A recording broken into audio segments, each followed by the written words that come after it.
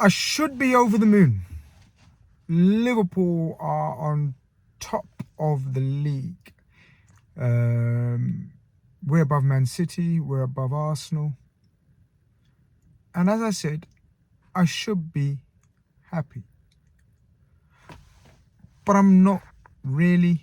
I'm grateful, but I'm not happy. Welcome back to the channel, people. Thank you very much for joining me on another Grizzly match reaction. Subscribe if you haven't. Like the stream if you haven't already. And we'll get into why I am a slightly grizzly today. Look, Liverpool went to Wolverhampton Wanderers. We've got a decent record there, actually. Many momentous victory over there in recent times. Of course, we remember the Origi late goal, Robertson scoring there last season. So great times, great moments. Of course, the title-winning season where Bobby Firmino scored a wonderful goal, I remember. So we've got a decent record. The bottom of the table. Gary O'Neill had injury situations to deal with. Apparent virus. But lo and behold, the only player of significance that misses the game is Darwin Núñez, out with the virus, and so he doesn't make the squad. The team picks itself back to the A team, so to speak. I think there's a very clear first 11 now. Ibou Konaté alongside Virgil, the two fullbacks. Alisson comes back into the team. The three musketeers in midfield. And at the moment, it looks like it's Salah, Jota and Diaz.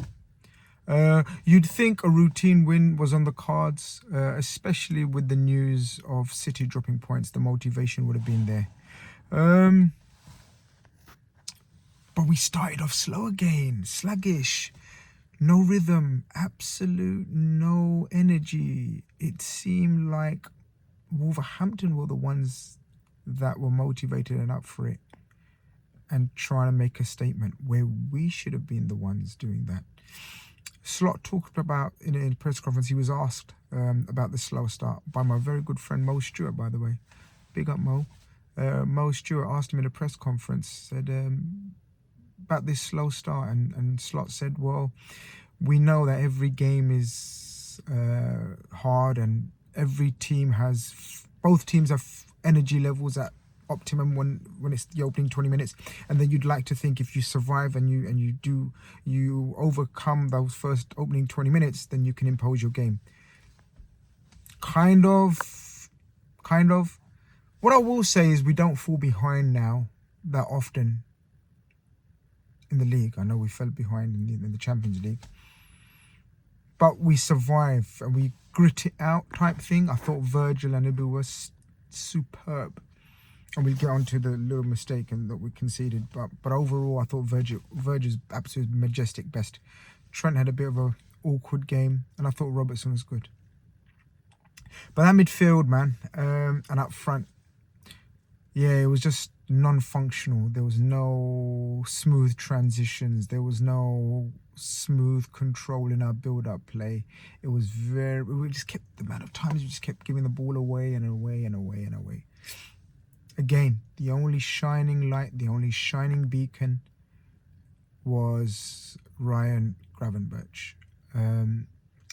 Usually ably assisted by Szoboszlai and McAllister in their different ways and forms and with their own particular qualities. Neither of them showed those qualities. Dominic Szoboszlai is off the ball running. His passing completion rate, I dare not even look at it or think about it or read it. The eye test tells me he was atrocious on the ball. His first touch would be like a yard away from him. And McAllister, so sloppy, giving needless fouls away. Not on McAllister. So he wasn't even ably assisted by his teammates this time round. Ryan was the only one with a bit of composure and kept us kind of in it, to be honest with you. And then the three up front, we've praised them and they've had a brilliant start to the season. Well, Diaz has a brilliant start to the season. Again, he was probably the best out of a poor bunch or trio, set, whatever you want to call it. Diaz, but even Diaz was, yeah, very frustrating.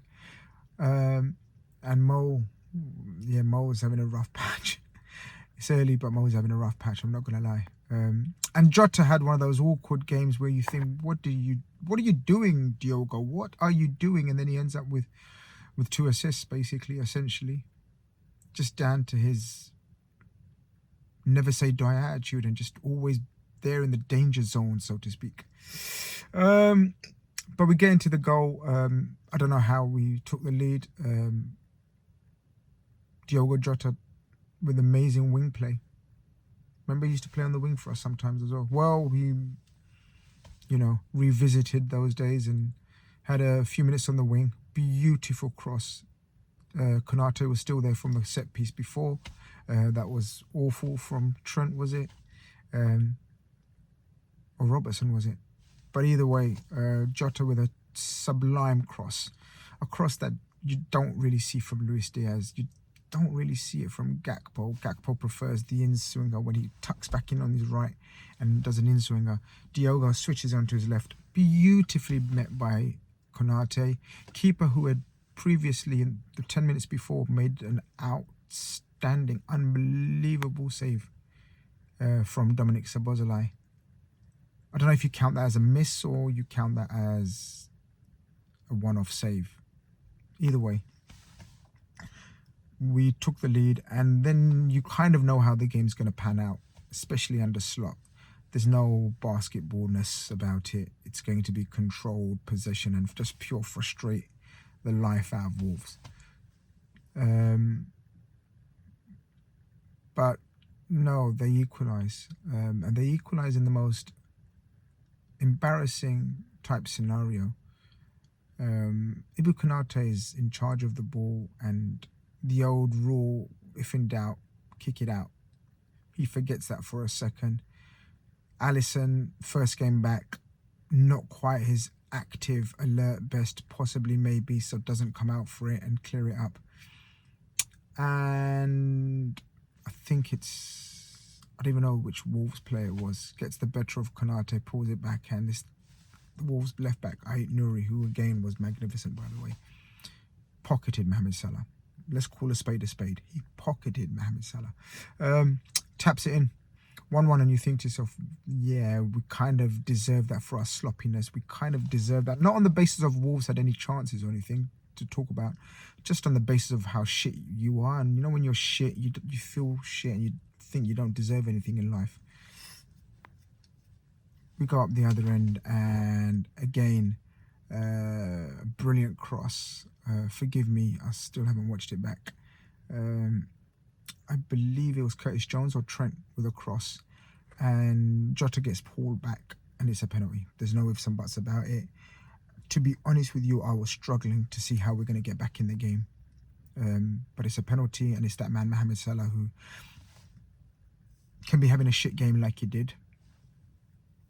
Yet, scores, puts the penalty away. 2-1. I kind of knew we're not going to let it slip, but I wanted to see a good performance from there onwards.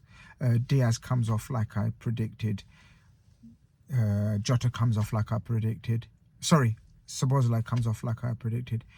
Curtis Jones and Cody Gakpo come on and give a bit more balance and composure to the team. Curtis Jones, again, has a lot of good moments where he protects the ball really well. And Cody was another brilliant little cameo. We should have scored more. We could have scored more. But it's one of those games where it's pretty much like this video. It's a bit murky. It's a bit dark. I'm showing half my face. I think I can tell. Liverpool showed half their levels. So this video kind of epitomizes our performance. I don't know how it'll come through in the video, but I can only see half my face, and the other half is quite dark. I just want to get out of him 3 points and move and keep learning, and I hope Slots learn. I don't know right now. I'll probably do another in-depth show with the boys tomorrow, but there's just an instant match reaction from my car. Hope you guys enjoyed it. Hope you guys agree with my analysis. If you don't, let me know in the comments. Let me know who you thought was man of the match, because this is a tricky one. I'll just throw some nominees out. Gravenberch, Ibu Konate. I know he made the error, but he was magnificent. Majestic Virgil. Anyone else? Anyone else? Let me know. Let me know. But yeah, we move. We have the Champions League again back this week. And then we have a very awkward trip to Crystal Palace. But listen, at the moment, so far so good. Speak soon. Take care.